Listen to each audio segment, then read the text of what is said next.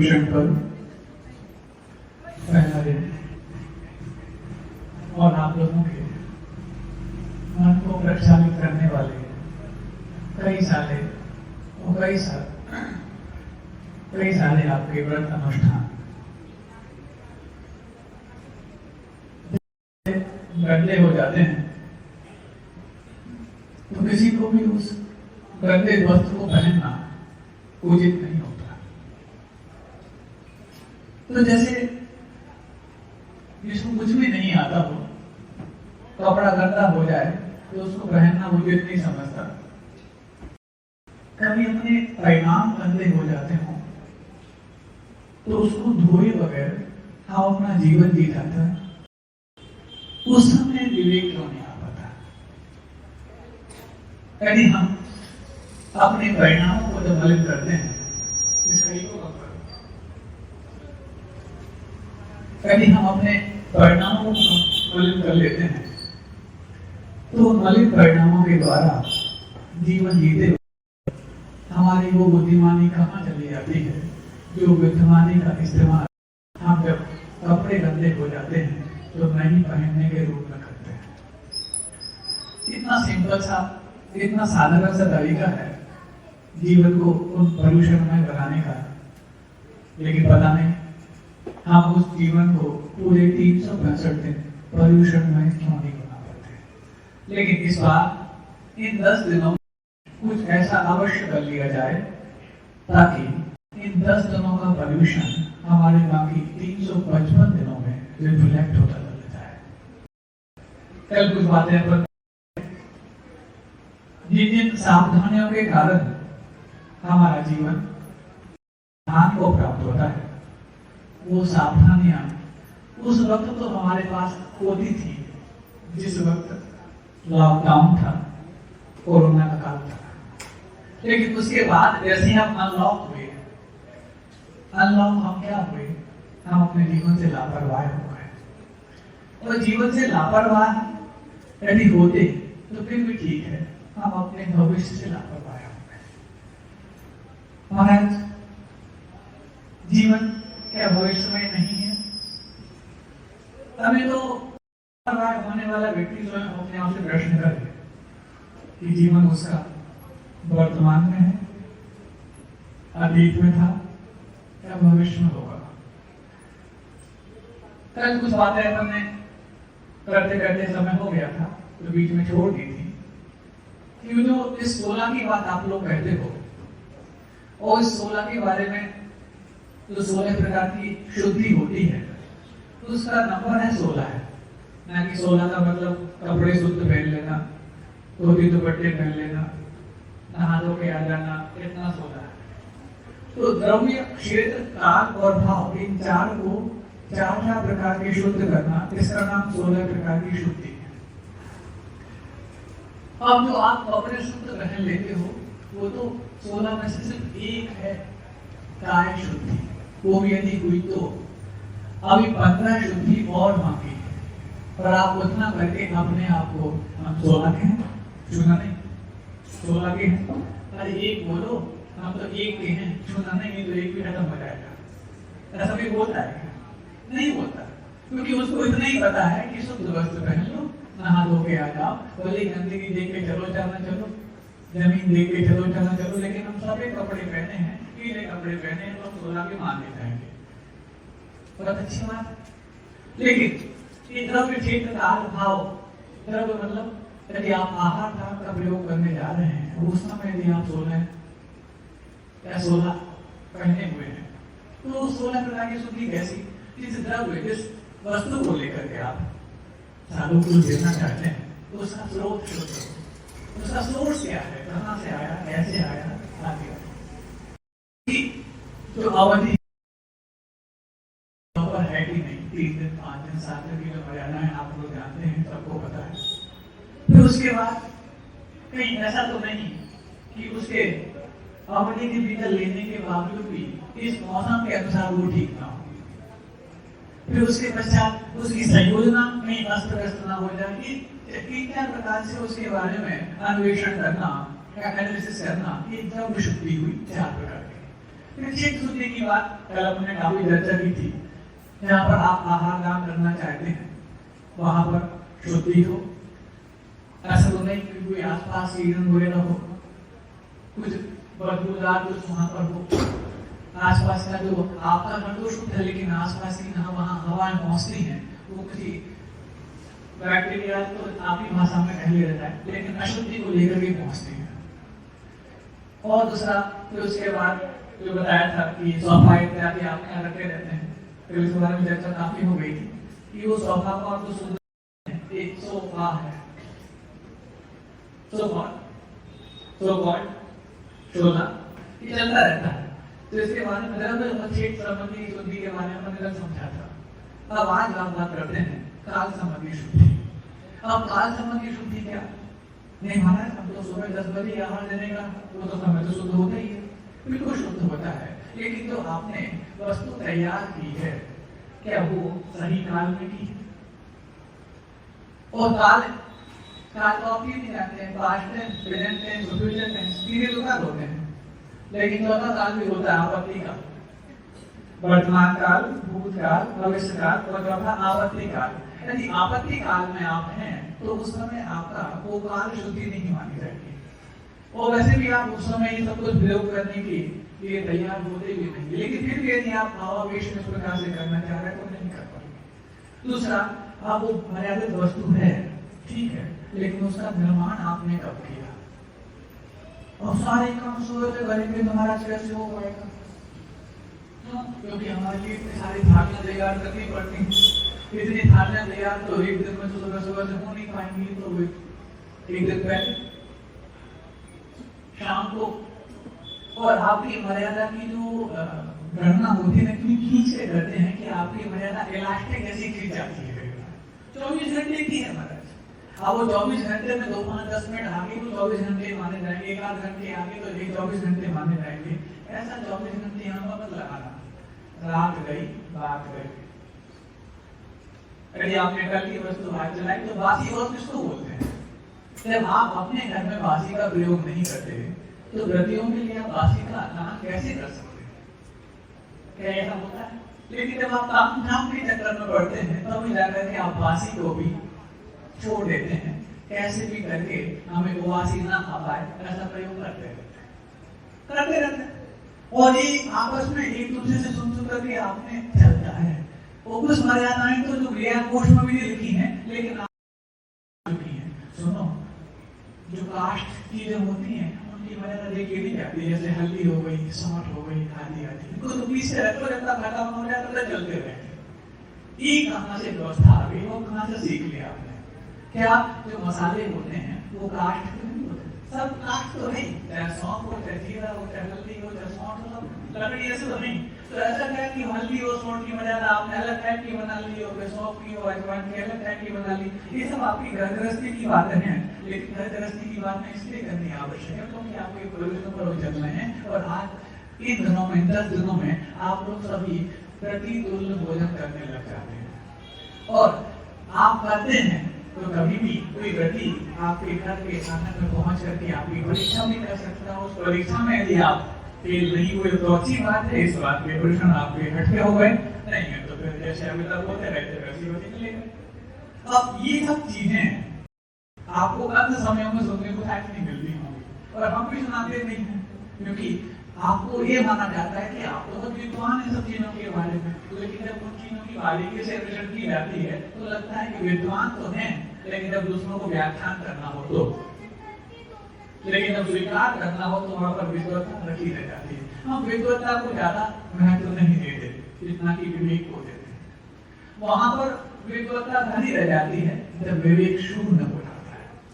यहाँ पर विवेक रखना आवश्यक है। तो ये काल शुद्धि अब बनाई गई, सुबह सुबह जल्दी से 5 बजे, वैसे भले आपको जब अपना भोजन करना हो तो 8-9 बजे के पहले आपकी सुबह नहीं होती, लेकिन जब आपको आहार दान के प्रयोग करने का मन करता है तो आपकी सुबह 4 बजे की हो जाती है। तो 4 बजे से 5 बजे से काम पे लग सकते हो सकते हैं, ऐसा मैं कह नहीं रहा, लेकिन सोच तो सकता हूँ, लेकिन ये आपकी कार्य शुद्धि नहीं मानी जाएगी। और फिर उसमें ऐसी जल्दबाजी, सिर्फ समय में तैयार किया हो आने में तैयार किया हो, इतना ही नहीं यदि उसका असमय में पालन कर रहे हैं तो भी गलत। एक दिन पुराना दे दें, 2 दिन, तो फिर महाराज मलाई की मर्यादा कहते थे कि होता है ये मलाईदार बात ध्यान रखना है। ये सब जब दूध की मर्यादा 24 घंटे की है तो मलाई का कहीं भगवान ने अलग से भेजी है, तो उसी दूध में से तो आई है, तो 24 घंटा मतलब 24 घंटा। अब उसको महाराज को इतनी सी मलाई का क्या घी निकालते हैं, तो इतनी तो हो जाए कम से कम, ताकि गैस है चूल्हा जले तो उसकी ईंधन की जो पूरी भरपाई हो जाए। तो इकट्ठा करते रहते हैं, तो फिर फ्रीज में महाराज फ्रीज में रखने से मर्यादा बढ़ जाती है। ये अनावश्यक अपने दिमाग को फ्रीज करके ये रस तैयार न किए जाए। और ये आप वहां पर उसी क्वालिटी के उसी रंग के आप 2-3 दिन के बाद मलाई में देखोगे तो वैसी ही गिल्लियां उसमें होने लग जाती हैं। और कभी यदि उस प्रकार की मलाई को गर्म करके यदि आप घी बना रहे हो तो आपके घर के बच्चे ही नाक बंद करके आपके घर में प्रवेश करने लग जाते हैं। मतलब इतना वो अहिंसक तो नहीं, हिंसक और क्रूरतम हो गया, उसको आप शुद्ध घी मानने लग जाते हैं। और ये प्रयोग आप इसलिए करते हैं क्योंकि भले महाराज हमारे गांव में हो या ना हो, कोई व्रती हमारे गांव में हो या ना हो, लेकिन हम लोग तो जब व्रत उपवास करते हैं तो ऐसे घी का उपयोग करना पड़ता है। फिर उसको यदि प्लास्टिक के डिब्बे में और रख लिया फिर तो भगवानी वाले को सब एक तो इतनी नकली मलाई, हिंसक मलाई, तो उसमें कितने जीवों को आपने मलाई कर दिया भगवानी वाले के, और उसके बाद प्लास्टिक के डिब्बे में और रख लिया, और फिर आपने किसी को तुरंत दे दिया तो जितना अंदर वो बाहर निकाल दिया। ये सब कुछ होने की नहीं, ये मर्यादा तैयार किसने कर दी और किसके कहने से कर दी और कहां से एक दूसरे के ऊपर सपोर्ट ले लेकर के और आपने अपने आप को आगे बढ़ा दिया। ये कालसूत्री नहीं है उस वस्तु की, उसके बारे में आपके पास कोई यदि नियत ज्ञान नहीं है तो उसकी आप पहले जानकारी ले लें। तो यदि जानकारी होकर के यदि आप ऐसा कर रहे हैं तो अपने ऊपर कितने पापों का वजन डाल रहे हैं। यदि पर्याप्त पाप आपने नहीं किए तो कोई बात नहीं, आप थोड़े से और कर सकते हैं, लेकिन यदि पर्याप्त लगते हैं तो फिर आप तो कम से कम पापों से बचना आ जाए। फिर बात आती है भाव शुद्धि की। हाँ, भाव शुद्धि में कुछ और नहीं बता रहे कि ये तो हो गई रात्रि भोजन समय, क्योंकि ऐसे समय में मान सर्दी काल लग गया अथवा एक दिन पुराना हो गया या रात में अथवा सुबह जल्दी आप तैयार करना है, ये सब रात्रि भोजन के दोष में आने वाली व्यवस्थाएं हैं। फिर उसके बाद आसपास कोई शोक काल तो नहीं चल रहा हो, आस पड़ोस में कोई शोक हो रहा हो और यहाँ पर आप लोग की बात करने लग गए, ये भी अच्छा नहीं माना था लोग व्यवहार में। उसके अलावा और भी अति उत्सव का माहौल, वहां नगाड़े बज रहे हैं और यहाँ पर आपको सोच रही है कि हम अपने आहार नाम का प्रयोग करें, नहीं, जो भावों को सादगी प्रदान करते हैं ऐसे काल में ही प्रयोग किए जाते हैं। ये बात अलग है कि आप अपने घर में प्रयोग यदि कर रहे हैं तो ठीक है, क्योंकि आप प्रति बनने जा रहे हैं, लेकिन ऐसे अब एक बार की बात है, कहा कि बनाएंगे नहीं, आहार चल रहा था और एक बारात निकल रही थी उसी समय, क्योंकि जितनी शादियों के कहीं होते हैं रिवाज शायद आपने आप ही होंगे, और उसके समय की बात की यहाँ आहार चल रहा था, वो आहार जिसका घर था वो चौराहे पे था और शादी वालों को बारात वालों को तो बस चौराहा चाहिए और पूरे लगभग 45 मिनट तक जब तक आहार हम करते थे तब तक जोर जोर से नगाड़े पीटते जाए। अब थे वो और आप उसको मना भी नहीं कर सकते क्योंकि आप भी घर में आगे उतर नहीं रहे, वो चौराहे को बजा रहे हैं बाजी, और फिर तो धमाल पार्टी आती, छोटे मोटे ढोल तो भी सहन हो जाए, लेकिन करते जा रहे हैं। अब क्या करोगे आप? तो ऐसे जहाँ पर अति उत्सव का माहौल होता है, अति शोक का माहौल होता है, इस प्रकार के जीवन शैली में ये सब प्रयोग नहीं होने चाहिए। फिर बात आती है भाव शुद्धि की। भाव शुद्धि भी 4 प्रकार की, कौन कौन सी 4 प्रकार की? भाव 4 प्रकार के भाव होते हैं, क्रोध, मान, माया और लोभ। इन 4 प्रकार के भाव अक्सर उस प्रयोग के दरमियान हमें देखते हैं। कैसे मिलते हैं?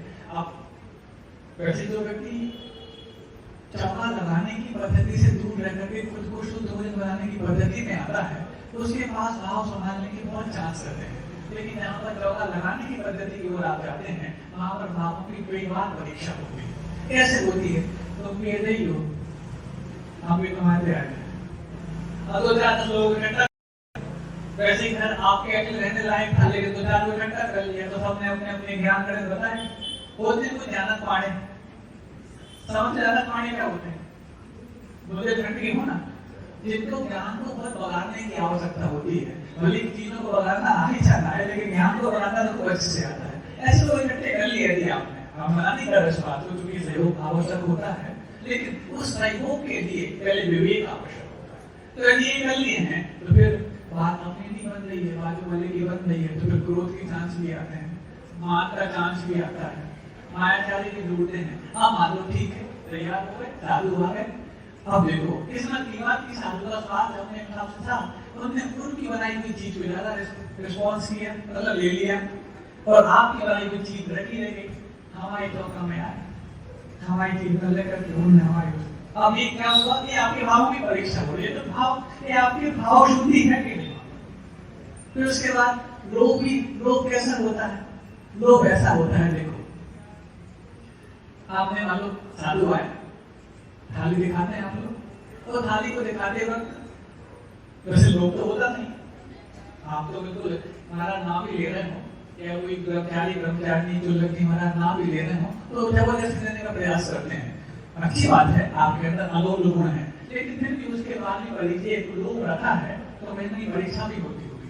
आपने बहुत सारी चीज दिखाई, इसमें से आपका भी उपवास एक आसन चल रहे हैं, या अष्टमी 14 से तो उस समय भी आप कर रहे होते, तो उस समय मान लो आपने ऐसे कुछ ड्राई फ्रूट्स दिखाए जिनमें कुछ में पानी लगा जला हुआ है, तो कुछ सूखे रखे हुए हैं, और यदि साधु का नियम है कि वो एक लेंगे या 2 लेंगे, तो आपके मन में किस चीज में जलाने के भाव आते हैं बताओ? जिसमें पानी डाला है, क्यों? क्योंकि ये चीज तो आज नरम हो जाएगी, और सूखे तो अपने कल भी काम आ जाएंगी। तो ये जो सूक्ष्म लोभ हमारे दिमाग में बैठा रहता है, ये आपके अंदर की वो परिणति बता रहा होता है। हालांकि इसमें कोई गलत बात नहीं है, लेकिन आप अपने भावों की परीक्षा मित्र प्रयोगों के माध्यम से कर सकते हैं। तो ये द्रव्य, क्षेत्र, काल और भाव, इन चारों प्रकार से जब शुद्ध 4 प्रकार के होते हैं, तब जाके उसको माना जाता है। ये तो हुआ एक टाइप का सोना। अब दूसरा सोना भी और है, जो वाकई में इससे भी ज्यादा बदलता है। वो क्या है? नवदा भक्ति और दादा के साथ गुण। नवदा भक्ति तो आप जानते हैं कौन कौन से होते हैं? कर लेते, सब कुछ कर लेते, बहुत सारे काम करना जानते हैं, सब चीजें मन से सुनने की आवश्यकता नहीं होती, लेकिन फिर भी जो आप जानते सुन तो लें, प्रदान, फिर उच्चासन। हाँ ये बात है कि चौकी हिलती रहती है, उच्चासन ग्रहण करो, क्योंकि आप लोग भी सिंहासन है, हिलती रहती है ना। स्वधर्म में का सिंहासन जब नामाडोल हो सकता है, तो भाई कौन सी बड़ी बात है कि साधु का सिंहासन भी नामाडोल होता रहे, तो उसमें रखती है। और उसके बाद ये सब तो व्यवस्थित होना चाहिए। मान लो आपने वहां पर हिला के देखा, जिस समय वो जमीन पर एक पाया ऊंचा था, उसी समय के समय से वहां पर चींटी आ गई, पर आपने हिला के देखा तो हिलाने में क्या हो गया? ये शुद्धि नहीं मानी जाएगी। तो नवदा भक्ति में क्या? वरदान, उच्चासन, फिर हाथ प्रक्षालन, सीधा उठा के। कई बार हो जाता है कि हाथ प्रक्षालन करते वक्त इतने भावोत्तम होते हैं कि या तो बहुत ठंडा पानी या इतना गर्म पानी की पैर जल जाए साधु का। ऐसे होते रहते हैं, क्योंकि भावनाएं जब अतिरिक्त को प्राप्त होती हैं, तो फिर ये सब संभावनाएं बनती रहती हैं। तो ये बात हाथ प्रक्षालन हो गया। फिर उसके बाद क्या? पूजन। पूजन, आपने पूजन तो अच्छे से होनी चाहिए। अब सब लोग वैसे भली मंदिर में हर व्यक्ति को पूजा करने के भाव ना हो, लेकिन वहां पर तो होते ही है। और एक थाली में सब लोग उठाएंगे और पूरे में बिखराएंगे, बिखराते हैं गली गली। जैन धर्म के हीरे मोती सबसे ज्यादा देखने को वही मिलते हैं। और फिर एक व्यक्ति की पूजा व्यवस्थित करने तो बात अलग है। सबसे पहले वो चारों हाथ मिले रहते हैं, क्योंकि हाथ धो के आप बैठे हैं और जब जाते हैं, फिर उसके बाद कुछ लोग तो उठा के चढ़ाए और ऐसे करते हैं तो साधु के ऊपर भी चावल गिरते रहते हैं, क्योंकि पंचाशय की दृष्टि है वहां से कम होने वाली, आप लोग कर सकते हैं। ये सब व्यवस्थाएं हैं आप लोगों की। तो अब यही उस समय फीलिंग रखना, पूरे करते समय किस प्रकार के मर्यादित शब्दों का उच्चारण करना है। इतनी दूर से साधु के पास बैठ के करते हैं, नहीं उस समय पूजन का चौकी आपने लगाई है। कई लोग देखा कि जिस चौकी पर साधु बैठे हैं उसी के जस्ट बाद टच करके पूजन की थाली वाली चौकी लगाते हैं। क्यों? तो जैसे दूर से कर लोगे तो क्या साधु की पूजन कम कहलाएगी? इतना तो कम दूर हो ताकि आपकी सांसों की जो है वहां पर साधु के आसपास ना पहुंच पाए। आप जो उच्चारण करेंगे, आपकी धूप की जो बिंदु है वहां तक ना पहुंच पाए, कम से कम 2-3 फीट तो दूर होना चाहिए। हमारा 4 फीट तो नहीं रहता है। अब 4 फीट की चौकी में 2 फीट में महाराज बैठ गया और 2 फीट आप दूर कर तो आपके दीवार की उस तरफ पहुंच जाएगा। नहीं मतलब कहने का मतलब है ऐसे स्थानों में लगाने की आवश्यकता है। तो फिर अब इसके बाद पूजन हो गए, पूजन के बाद फिर क्या, नमन, नमोस्तु करना, फिर मन शुद्धि, वचन शुद्धि, काय शुद्धि और आहार जल शुद्ध है। ये 9 नवधा भक्ति हो गई। फिर उसके बाद आते हैं दादा के 7 गुण। ये गुणों के आधार पर ही आपको पूरे मार्क्स मिलते हैं आहार दान करते वक्त। पहला कौन सा? श्रद्धा। श्रद्धा क्यों? यदि श्रद्धा नहीं होती तो क्या आहार दान करते?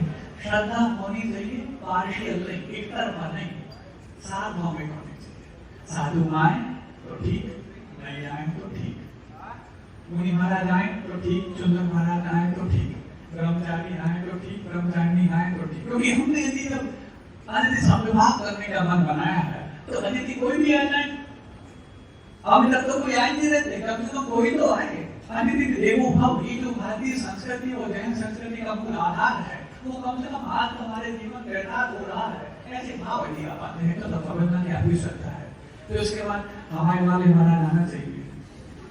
बच्चे कहें तो बात समझ में आती है क्योंकि बच्चों को तो कई बार लोग लालच की दृष्टि से ऐसे ऐसे, और उसमें भी मान लो किसी का उपवास है, किसी का केसलॉन है, आदि आदि उनकी होना चाहिए। अब जो कल ही आहार किए थे वो आ गए देखो। ये यदि भाव आ रहे हैं तो वहां पर आपकी श्रद्धा नहीं मानी जाएगी। तो दादा का जो पहला गुण है उसमें आप पेट माने जाएंगे।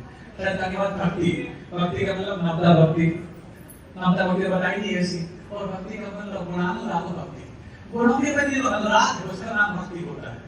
और यदि आपने गुणों को देखकर ही तो सब कुछ कार्य किए नहीं है तो कुछ ऐसे समय भी होते हैं जब आपको गुण समझ में नहीं आते तो कमेटी वालों को धक्का देके भी आपको ये प्रयोग कराने पड़ते हैं। लेकिन यहाँ पर तो सहज रूप से सब कुछ हो रहा है, गुणों के आधार पर ही आप सब कुछ कर रहे हैं तो उनमें गुणों के प्रति अनुराग भी होना चाहिए। फिर उसके बाद क्या? प्रति तुष्टि, तुष्टि मतलब संतोष, संतोष की बात मत करो। बाकी सब तो संभव है लेकिन संतोष नहीं होता। और यदि बाजू वाले क्या हो जाए और फिर हमारे ना हो तो फिर तो फिर नाम संतोष भले क्यों ना हो। तो ये यदि आपका नहीं हो रहा है, वहां नहीं कर पा रहा है तो फिर काम करके लग जाए। तुम्हारे कितने दिनों में? 4 दिन, ये तो बात है। और फिर वो सब बातें भी जो हम यहाँ मंच से नहीं बोल सकते आपके दिमाग में आने लग जाती हैं क्योंकि ये सब चीजें मानवीय स्वभाव में बैठी रहती है। तब रसायनों को एक छोटी सी गिरफ्तारी मिलती है और फिर एक ब्लास्ट हो जाता है, हम नहीं कह सकते। इसलिए पर्युषण पर्व पर आप मनाने जा रहे हैं। इन पर्युषण पर्व के दिनों में आपने स्वयं की और परिणामों की परीक्षा यदि आपने कर ली तब जाकर के इस बार के पर्युषण कुछ खटके आप मना पा रहे हैं। भले प्रसन्न अभी नवदा भक्ति का और दादा के साथ उसका ले लिया लेकिन प्रसन्न तो वही है जो हमने कर लिया था। तो अब श्रद्धा भक्ति तुष्टि विवेक, ये तो सातों गुणों का राजा है। क्योंकि विद्वान ज्ञानवान होना अलग बात है, विवेकवान होना अलग बात है। और विवेक बाकी सारे गुणों को नियंत्रित करने के लिए पर्याप्त है। और विवेक शून्य होकर के 6 गुण आपके पास भी है तो कोई मतलब नहीं है। खान पान का विवेक भी, अन्न पान की संयोजना का विवेक भी, क्या देना कब देना, किस प्रकार के साधु हैं, रोगी हैं, स्वस्थ हैं, वृद्ध हैं, बाल हैं, बुजुर्ग हैं, आदि आदि, इन सब का ध्यान रखते हुए करना। तब तो जाकर के साधु आपके दिए हुए उस ईंधन के माध्यम से जो अपने अंदर कर्मों की निद्रा का उपाय करता है तब तो उसके बदले में आपको जो 6वां हिस्सा मिलता है आप भी उस दान के माध्यम से अपने आप को पुण्य में बाहर न्यारे कर डालते हैं।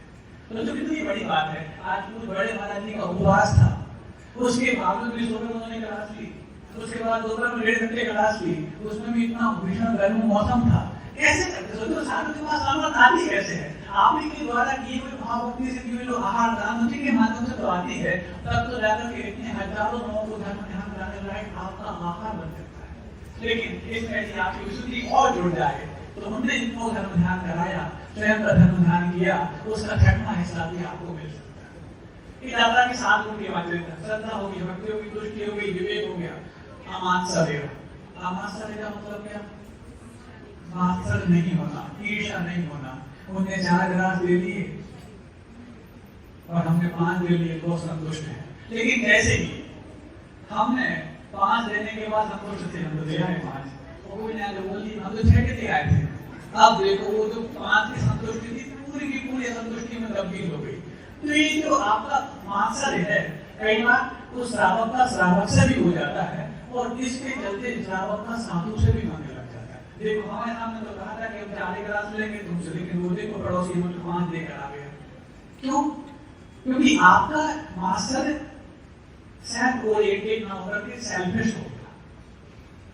यानी आपने एक अपेक्षा ना की होती कि हम जो लेकर के आए, अरे कम से कम हमेशा always prepare for the worst. उस वर्स्ट कंडीशन के बारे में आप सोचो। जब 2 साल पहले लॉकडाउन लगा था, कोरोना काल था, उस समय तो साधुओं के दर्शन नहीं होते थे, पढ़ना तो बहुत दूर की बात है, आपके घर में पहुंच जाना तो बहुत दूर की बात है, आपके द्वारा आहार दान लेना तो बहुत दूर की बात है। और जब आप दे रहे हो उस समय सारी अनुकूलता होने के बाद भी यदि आपके अंदर गुण नहीं आ पा रहे हैं तो सोचते, तो फिर मास्टर का अभाव, ईर्ष्या नहीं होना चाहिए। कैसा भी चल रहा है कोई आगे, अब देखो जस्ट उसके बाद कोई महाराज जो हमारे लिए आने वाले थे यहाँ रुकी थी, लेकिन उनसे पहले आगे कोई और, ये भाव यदि मन में आ रहे हैं तो फिर आपके अंदर मानसर आपके सारे गुणों को ले सकते होता है। फिर उसके बाद कौन सा आता है?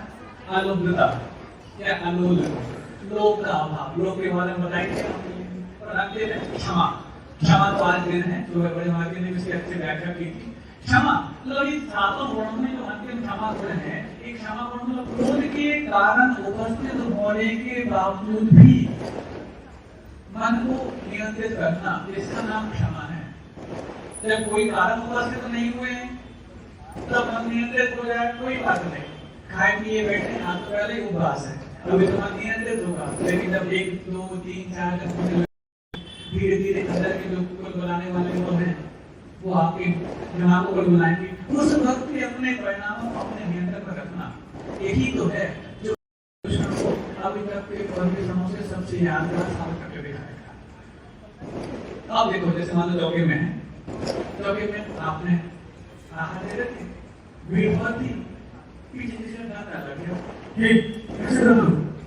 देखो नहीं, कोई बात नहीं, बेचारा छोटा था, आप बड़े थे। अब उसके बाद ठीक आप आ जाओ आगे, अब भीड़ है तो धक्का लगने की चांस नहीं, इतने में उससे धक्का लगा था तो आपने उसको डांट दिया था, और जब आप पीछे आगे वो आगे आ गया तो आपसे लग गया, ऐसे पकड़ते नहीं हो गया। मतलब यदि उससे गिर जाए चीज तो ऐसे पकड़ते नहीं हो, और यदि आपसे गिर जाए धक्का क्यों देते हो? मतलब निमित्ता की दृष्टि बन जाती है। ये हमारी उस क्षमा भाव की परीक्षा कर रही होती है। ये दादा के 7 गुण और नवदा भक्ति के 9 और 7 16, इसी का नाम है 16। और ये 16, इन 16 में से काय शुद्धि जो बताई थी नवदा भक्ति में, वो एक है, इसका मतलब 15 अभी बाकी है। शुद्ध वस्त्र पहन लेना, नहा धो के तैयार होके आ जाना, इसका नाम तो एक शुद्धि हुई, 15 शुद्धि अभी बाकी है। तो ये 15 शुद्धियों मिलाकर के 16 हुई, तब जाकर के 16 का भोजन, 16 का आहार दान आपके जीवन में तो एक नया कीर्तिमान बनकर के सामने आ सकता है। चर्चा इसे अपन ने कर ली, क्योंकि अपन कल से जो बात करते आ रहे हैं कि इस बार का जो पर्यूषण पर्व है कुछ हटके मनाया जाए। तो इन दिनों में हमने ये जो प्रयोग कर रहे हैं भोजन पानी संबंधी चर्चा कर ली। अब इसके बाद अपने परिणामों की अन्य किसी और प्रसंगों में भी परीक्षा होती रहती है।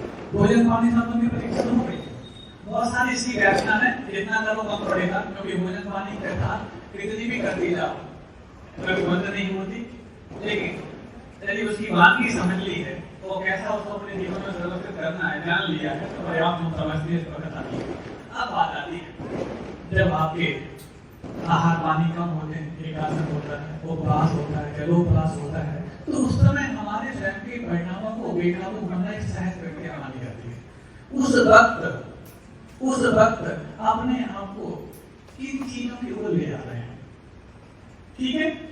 जैसे इसको भाड़ा कम मिलता है शरीर को, तो पक्का है वो पापों से थोड़ा सा छूटता है, लेकिन पापों से छूटा लेकिन किसी एक और अपनी मनोधारणा को पुष्ट करने में लग गया, तो यहाँ से छूटा कहीं और लग गया,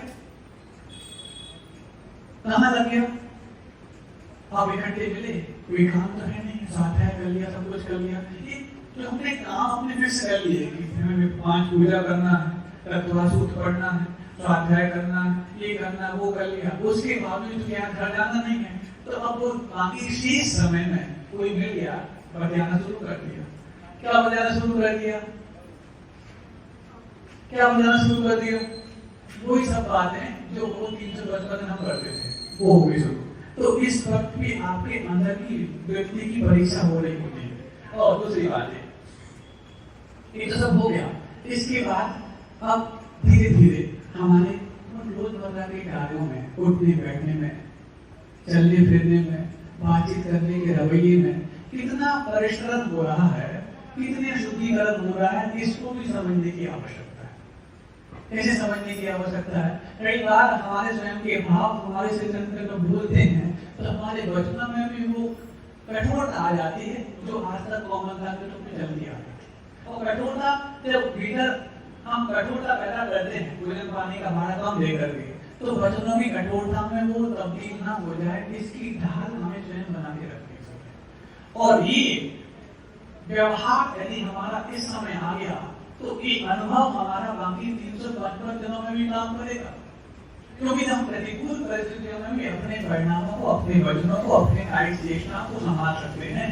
तो अनुकूल परिस्थितियों में क्या दिक्कत है?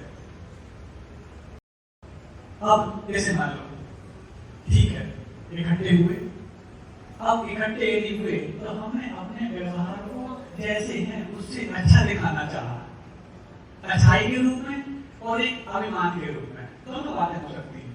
मतलब गलत व्यक्ति उस समय और गलत हो जाता है जब वो अपने आप को अच्छे दिखाने का ढोंग करता है। ऐसा हमारा कई बार व्यवहार देखने को मिलता है। यदि हम गलत हैं तो सुधार कर लें, वो गलत नहीं है तो सामने वाले के गलत हमारे निरूपण में हम सहयोग क्यों करें, यानी उसकी उस बात का जवाब क्यों दें। और यदि है गलत तो फिर सुधार करने में दिक्कत क्या है? क्योंकि आपने ही उन चीजों को कान दे के सुना हुआ है, और कान दे के सुना हुआ है तो स्वीकार करो उसको। अब देखो आई अब सांस्कृतिक कार्यक्रम भी होंगे, तो सांस्कृतिक कार्यक्रमों में रात का समय होता है, ठीक है, उसको मैं मना नहीं करता, आप लोग जैसे करते आए हैं। उस वक्त हमारे लिए सादगी हम इतने साल जीते जा रहे हैं या फुहारता की ओर जा रहे हैं, हालांकि यहाँ तो ऐसा नहीं होता होगा, अन्य जगहों पर हमने देखा है ऐसा कि उन सांस्कृतिक कार्यक्रमों में संस्कृति कम देखने को मिलती है, फुहारता ज्यादा देखने को मिलती है। ऐसा ना हो। एक चीज और हमने कल कही थी कि आपकी यहाँ पर सादगी ज्यादा देखने को मिले, पहनावे के रूप में भी, परिणामों के रूप में भी, व्यवहार के रूप में भी, वचनों के रूप में भी इतनी सादगी लाएंगे, वो सादगी आपके अंदर परिणामों की सादगी में भी सहयोग करेगी। मतलब अब अच्छे यदि वस्त्र पहन के आ गए, थोड़े से फैशनेबल पहन के आ गए, तो उससे परिणामों क्या ताल्लुक है? परिणामों का ताल्लुक क्या है? बताने वाले उदाहरण के माध्यम से। आपने नाम सुना रावण का? सुना है? हमारा सुनना क्या बहुत सारे, एक रावण दूसरा में हुआ था राम के समय में, अब तो दुनिया में बहुत सारे हैं। तो सुनो, उसके बारे में ये तो पता ही है कि वो लंका ले गया था किसको? बहुत अच्छा काम सुना। अब जब ले गया, लेकिन एक संकल्प था उसका कि जबरदस्ती हम नहीं करेंगे, और सीता तो पतिव्रता नहीं है। अब दोनों संकल्पवान है, जिस उद्देश्य को लेकर के गया है वो उद्देश्य सफल होने वाला नहीं है, दोनों के संकल्प में चलते हैं। तो रावण के जो सहचर थे या जो उनके मंत्रिमंडल कह लो या उनके और जो परिवार के लोग हैं, सबने समझाया पहली बात तो आप गलती कर रहे हो, पढ़ाई नारी को अपने घर में लेकर के आ गए, नहीं ऐसा नहीं। अपने अपने तर्क होते हैं, हर व्यक्ति को अपने गलत का सपोर्ट करने के पीछे भी तर्क होते हैं, क्योंकि राजा है तो कौन व्यक्ति उसके तर्क के बारे में तर्क कर सकता है। तो लोगों ने समझाया कोई बात नहीं, तो जिस उद्देश्य को लेकर के तुम लेकर आए हो तो उसके लिए कुछ सफल करो। बोले प्रयास कर तो रहा हूँ, तो प्रयास कर रहे हो तो कुछ लोग ना रख दो, बोले दे रहा हूँ। तो क्या कहती है वो? मुझे राम को जाती, राम के अलावा दूसरा भी नाम लेती नहीं वो। तो किसी ने कहा कुछ उसको और अच्छा, बोले मैंने उसको परशुरामी बनाने तक ऑफर कर दिया, उसके बाद भी तैयार नहीं, तो कुछ और दो। फिर किसी ने जवाब दिया बहुत अच्छा, बोले तुम्हारे पास बहुत विद्या है ना, इस विद्या के माध्यम से तुम हरण करके लेकर आए उसको? बोले हाँ है। उसी बहुरूपी विद्या के माध्यम से। तो राम मध्यम क्या फर्क पड़ता है? वो राम को चाहते हैं तो राम मध्यम। बोले मैंने ऐसा भी करके देख लिया, लेकिन जब जब मैं उस बहुरूपी विद्या के माध्यम से राम का रूप धारण करता हूँ, राम का वेश धारण करता हूँ, तब तक सीता मेरे लिए पतिव्रता नारी के रूप में देखने लग जाती है, मेरी सारी कामनाएं खत्म हो जाती। जब रावण जैसे व्यक्ति के भी वेश परिवर्तन करने से भाव परिवर्तित हो सकते हैं, फिर तो मतलब सदाचारी हैं, हमारे वेश का प्रभाव हमारे भाव पर क्यों नहीं पड़ता होगा, सोच सकते हैं। इसलिए इस वेश की सादगी का प्रभाव पड़ता है। वो यदि सादगी का प्रभाव ना पड़ता होता तो साधुओं को भी इस वेश को धरने की आवश्यकता क्यों होती? और इस वेश के कारण ही तो शायद आप उनके लिए अपनी आंखों पे रखने लायक बनाते हैं। सिर्फ एक वेश का ही प्रभाव है, और एक वेश ही होता है जो बिना कुछ बोले भी बहुत कुछ संदेश देता है। किसी पुलिस वाले ने किसी दिगंबर साधु से पूछा कि आप इस प्रकार का रूप रख करके क्या संदेश देना चाहते हो? जहाँ तक साधु हमारे यहाँ भी होते हैं, और आप लोग भी साधु, आत्म कल्याण और समाज कल्याण उनका भी लक्ष्य होता है, और आप लोग का भी शायद लक्ष्य होगा। लेकिन आत्म कल्याण की जहाँ तक बात है मुझे नहीं मालूम, लेकिन समाज कल्याण के लिए हमारे साधु भी बहुत काम करते रहते हैं। लेकिन आप इस वेश से क्या संदेश देना चाहते हो? तो बहुत बढ़िया जवाब उस साधु ने दिया, दिगंबर साधु थे। उन्होंने कहा कि दिगंबर मुद्रा हमारा दिगंबर मुद्रा नहीं है, ये तो काम में काम चलाने का अर्थशास्त्र। मतलब व्यक्ति अपने आप में इतना तक काम कर सकता है तो भी आसानी से जी सकता है। अब आप अपने आप में कितना काम कर सकते हो देख के काम करना सीख जाओ। आपका ये मोबाइल का एक सिम भी कम हो जाता है, डबल सिम का मोबाइल है तो कितनी अंदर होती है आप समझ लो। और जिन्होंने पूरे अपने जीवन से अधिक काम कर दिया है, इसके बाद तो बात हम कर्मों को कम करने की तैयारी है। बाकी बाहर से जो कम करने लायक था वो तो तैयार हो चुका है। इसके बाद फिर भी उनकी जीवन शैली आपसे कितनी खुशहाल है, कहने कुछ बात। और आप थोड़ा सा कम होता है तो हमारा भविष्य ही खुशहाली से दूर ना हो जाए, इसकी आप परीक्षा करने लग जाते हैं और अपने अंदर चिंता करने लग जाते हैं। बल्कि जो चीज आप जोड़ते जा रहे हैं उन्हीं से आपका भविष्य बदहाल हो रहा है। इतना तक कम करने के बाद भी जीवन इतना आसान है, तो आप अपने जीवन में आसानी क्यों लाना चाहते हैं आसानी, लेकिन कठिनाइयों के साधनों को जोड़ करके, कठिनाइयों के साधनों को जोड़ करके आसानी की प्रतीक्षा करना सिर्फ ऐसा है कि कचरे के ढेर पर बैठ करके वो सुगंधी की प्रतीक्षा करना। कभी किसी कचरे के ढेर पर बैठ के कभी सुगंधी आई? तो कठिनाइयों के सारे साधन अपने साथ जुड़ करके आसानी कैसे आ सकती है? अगर कठिनाइयां हैं कहाँ, कठिनाइयां होती तब तो उनको ठीक करने के लिए हम साधन जोड़ते हैं। क्या वो साधन कठिनाइयां बढ़ाते हैं कि कठिनाइयां घटाते हैं? आज सुबह किसी ने बोला कि नागपुर मेडिकली पूरा फिट हो गया है। हम समझ नहीं पाए, मेडिकली पूरा फिट हो गया है मतलब नागपुर के सारे लोग पूरे स्वस्थ हो रहे होंगे? नहीं महाराज, ऐसा नहीं। मतलब मेडिकल सुविधाएं इतनी व्यवस्थित हो गई नागपुर में कि कहीं कोई चिंता की बात ही नहीं है।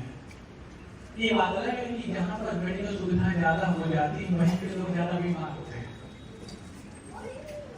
जहाँ पर जितनी मेडिकल सुविधाएं बढ़ रही हैं उतनी ज्यादा उनके जीवन में लापरवाहियां बढ़ रही हैं, और इतनी लापरवाहियां बढ़ेंगी क्योंकि अरे कर तो लो, कुछ भी कर लो, कुछ भी खा पी लो, कुछ भी कर लो, बाजू में डॉक्टर है ना।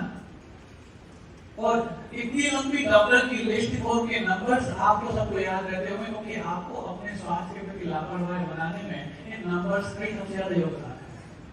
कुछ भी होगा कर लेंगे ना, और जब वो करने जाते हैं केस बिगड़ जाते हैं, फिर कोसते हैं और फिर केस करते हैं डॉक्टर्स पर। ये क्यों? उन पर केस करने की आवश्यकता नहीं है। केस तो आपको अपने स्वयं के ऊपर स्वयं करना चाहिए। क्यों? क्योंकि हमारे स्वयं की लापरवाही है जो उन तक हमें पहुंचने के कारण बनी। तो जहां सबसे ज्यादा गांधी बहुत अच्छी बात कही थी, वो गांधी जैसे व्यक्ति के माध्यम से ऐसी बात सुनना हैरानी करने वाला है। उन्होंने कहा था जितने भी अस्पताल हैं ये सब पाप की जड़ है। अब गांधी जैसा व्यक्ति यदि अस्पतालों को पाप की जड़ कहने लग जाए, जो परोपकार दया करुणा के बारे में इतना संदेश देता है, तो ऐसा क्यों कहा? उन्होंने इसलिए कहा कि इतनी अस्पतालें बढ़ेंगी उतना ही व्यक्ति अपने जीवन से लापरवाह होगा, प्रमादी होगा, आलसी होगा, और इतना आलसी होगा उतने फिर कसायों को बढ़ाएगा, विषयों की ओर जाएगा, पापों की ओर जाएगा, और पापों की ओर जाने में अस्पताल निमित्त बंद नहीं है, तो अस्पताल पाप की जड़ नहीं तो और क्या है। उन्होंने ये नहीं कहा था कि अस्पताल में जो चीड़ फाड़ होती है इसलिए हिंसा हो जाती है इसलिए पाप की जड़ है, ऐसा नहीं। कि और उन सुविधाओं को पहले कई 2 4 10 गाँव में एक आध कोई वैध होता था, तो सारे गांव के लोग इतनी सादगीपूर्ण जीवन शैली जीते थे कि कभी कभार कोई जीवन में एक आदमी बैठ के हाथ में अपनी हाथ दिखाना पड़ा तो बहुत सौभाग्य की बात है। लेकिन नहीं, तो अपने जीवन शैली के प्रति इतने केयरफुल होते थे, क्या खाना, कब खाना, कैसे करना, कैसे उठना बैठना, कब उठना कब नहीं। अभी भले आप लोग सुबह 6 बजे उठ पा रहे होंगे, 5 बजे उठ पा रहे होंगे, लेकिन 10 दिन बाद क्या हाल होगा। अभी भले आपने 10 दिनों में अपने जीवन शैली को तो सुधार किया होगा, वो करना भी है, लेकिन ये 10 दिन के जीवन में कैरी फॉरवर्ड करने में रोकता कौन है? क्या आपकी व्यवस्थाएं, क्या आपके स्वयं की परिस्थितियां? और परिस्थिति रोकती है तो फिर आप अपने आप से और बात करना है। परिस्थितियां रोकती हो तो बात समझ में आती है, क्या मरता क्या ना करता वाली बात, लेकिन परिस्थिति कब रोकती है? मनस्थिति ज्यादा। तो अब इस परीक्षण पर्व में हमारे लिए कैसे अपने परिणामों को उज्जवल और प्रांजल बनाना है, इस बारे में विचार करना। समय हो गया और अब आज जो की एक और बताते हैं आप लोगों के लिए। भक्ति यदि 6 बजे होगी तब तो अपन 6 10 सवा 6 पे बैठेंगे, और जैसे भक्ति आज क्लास के 10 के बाद हो गई थी तो 6 बजे ही बैठेंगे और फिर 6:45 तक समाप्त कर देंगे। 6:45 बज गए, जो कि दिन अब छोटे होने लगे हैं, इसका ध्यान रखेंगे। कल को और नई बात लेकर आएंगे, प्रश्न आगे आ रहे और कल भी कहा था जो कि आपको सुबह से लेकर रात तक जो क्लास प्रवचन हुए उसको समझ में नहीं आया, आप पूछ सकते हैं। तो आपके प्रश्न और भी हैं तो आप पूछ सकते हैं। ये प्रश्न है 10 लक्षण पर्व में धर्म करने से क्या होगा। तो अच्छा, कल ये बात कही थी हमने कि कर्म तो हर व्यक्ति करता है, लेकिन कर्मों को करने के प्रति जो हमारा अभिप्राय है यदि वो बदल जाता है तो कर्म का फल भी बदल जाता है। कर्म तो करने पड़ते हैं, सारे प्राणी हैं, हर व्यक्ति से कर्म हो रहे हैं, लेकिन कर्म को करने के प्रति उसका अभिप्राय है, उसकी जो मानसिकता है वो कुछ चेंज होती है, तो उसके जो रिजल्ट आते हैं उनमें कुछ चेंज मिलते हैं। ऐसे 10 लक्षण कर्म में ही धर्म करना है ऐसा नहीं। 24 घंटे 365 दिन हमारे लिए धर्म करना है, लेकिन इन विशेष पर्वों में जो नैमित्तिक पर्व माने जाते हैं इनमें यदि हम करते हैं तो हमारे परिणामों को जो हम बहुत व्यवस्थित बना रहे होते हैं, इससे उस धर्म करने की मिलने वाले फल में और जननी तरक्की होने लग जाती है। और इसका प्रभाव जब हम 355 दिन अपने जीवन में देखते हैं तो उसका प्रभाव बहुत धीरे धीरे करके स्थायी होने लग जाता है। इसका मतलब ये नहीं कि 10 दिन में कर लो तो काम हो गया, इन 10 दिनों में तो करना ही है, और ऐसा इन 10 दिनों में करने में इसकी आसानी हो जाती है क्योंकि सब लोग कर रहे होते हैं। बाकी अन्य दिनों में कुछ कर रहे होते हैं, कुछ नहीं कर रहे होते हैं, तो हमारे लिए विशेष प्रयास करना पड़ता है। लेकिन कम प्रयास में यदि आपके परिणाम अच्छे होने के चांस जिस समय ज्यादा बढ़ रहे हैं तो इस अच्छे होने के चांस हमेशा बढ़ते रहे, इसका प्रयास इन 10 दिनों में विशेष रूप से किया जाए, क्योंकि इस समय जब शरीर को खाना कम मिलता है तो परिणामों की परीक्षा बहुत अच्छे से हो पाती है। अहिंसा परमो धर्म की, बोधि समाधि परिणाम शुद्धि, आत्मोपलब्धि शिक्षा सिद्धि, जिन